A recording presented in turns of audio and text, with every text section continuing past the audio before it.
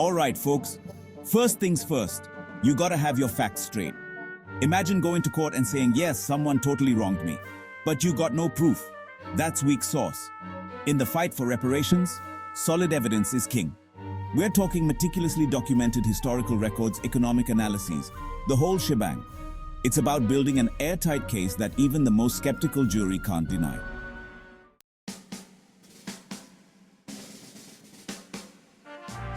You know what they say, divide and conquer? Well, the flip side is unite and conquer. When it comes to righting the wrongs of the past, solidarity is key.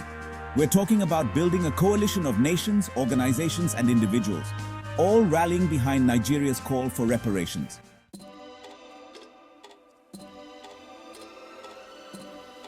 All right, folks, so you've got the research, you've built a coalition, now what? You need a team, a crack squad of dedicated professionals to handle this reparations thing.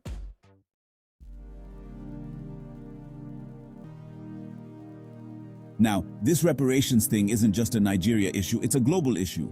So, it's time to phone a friend, or in this case, a whole bunch of friends.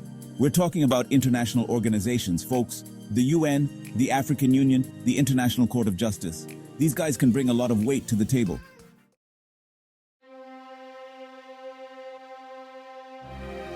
Okay, so you've got your committee, you've rallied international support.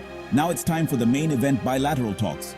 This is where Nigeria sits down with the former colonizers and says, hey, remember all that stuff you took?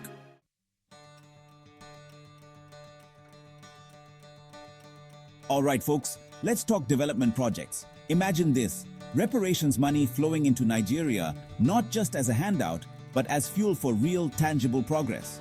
We're talking infrastructure upgrades, schools and hospitals getting a much-needed facelift, and sustainable energy projects that'll make ESCOM wonder what they're doing wrong.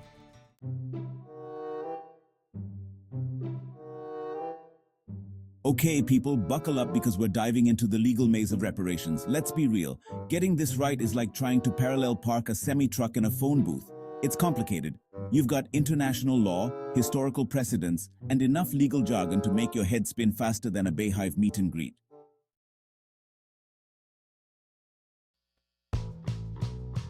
Now, let's talk about you, the people. Because this reparations thing, it's not just a government issue, it's a movement. And like any good movement, it needs people power. We're talking education, awareness campaigns, town hall meetings, the works.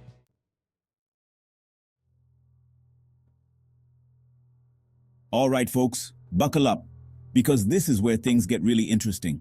Negotiating reparations isn't like haggling for a used car. This is about addressing centuries of exploitation and injustice.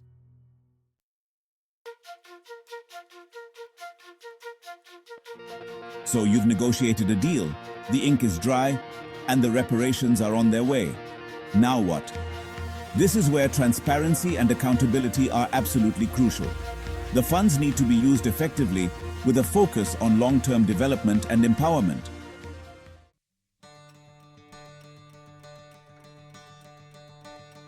Look, the journey to reparations is a marathon, not a sprint. It requires dedication, perseverance, and a whole lot of unity.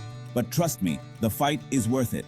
Every voice raised, every signature collected, every story shared brings us one step closer to justice. So let's keep pushing, keep fighting, and keep believing in a future where the wrongs of the past are finally made right. For more details on Nigerian Reparations and Restoration Committee, NRC, contact Eminence Elders Forum located at Nigeria Digital Chamber of Commerce, 2nd floor, Silverbird Mall, Central Business District, Abuja, Nigeria. Telephone +2348033047735.